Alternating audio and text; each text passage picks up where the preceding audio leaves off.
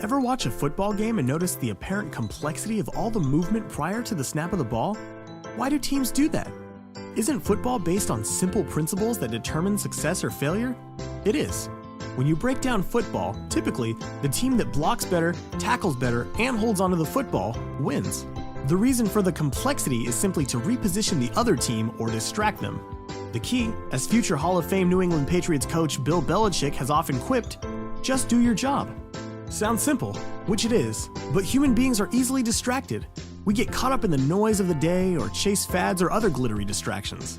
The question that needs to be answered by every successful manager is, how do I identify what's most important and how do I hyper-focus on those things and eliminate the distractions? The first thing the successful manager does is identifies what are those critical success factors. For a football player, it might be block, tackle, hold onto the football. For a person looking to lose 20 pounds, it might be diet and exercise. For a pilot, lift, thrust, and drag are the critical success factors to maintain flight. The next time you're 30,000 feet in the air, think about it. Do you think the pilot is paying attention to airspeed and altitude? Thankfully, of course. Take a few moments today and sit down and think about what are the 3 to 5 critical success factors for you or your team. If you can align around those critical success factors, you can maintain priority as well as reduce unnecessary distractions and produce better results. So once you've discovered and committed to the significant few critical success factors, turn your attention to focus.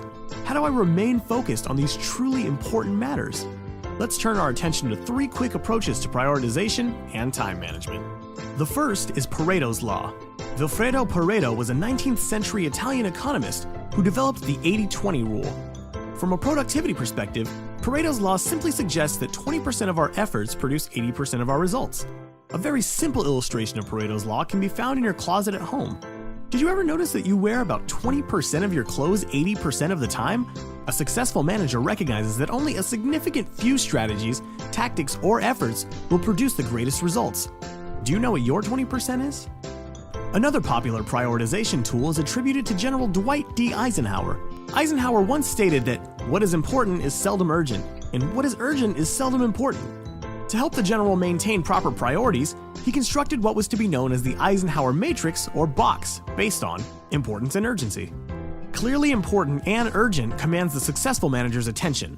However, it is the proactive manager that builds routine to stay focused on matters that are important and not urgent.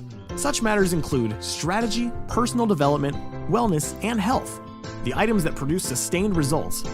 Obviously, the smart manager delegates or avoids the non-important matters.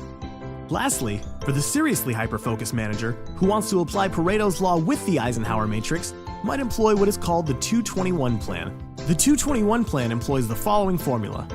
Use 2% of your time planning 20% of your activity towards one outcome. Let's assume the typical manager works 50 hours per week. That would mean spending 1 hour planning for 10 hours of your time focused on one outcome. You might resolve to improve employee development by scheduling one-on-one meetings with each one of your direct reports for the upcoming week. Without that focus and commitment, you might slide and never have that conversation. Imagine the focus and results you would achieve by doing this every week. Each week could be different and bring significant outcomes for your productivity. We hope you found today's message insightful and helpful.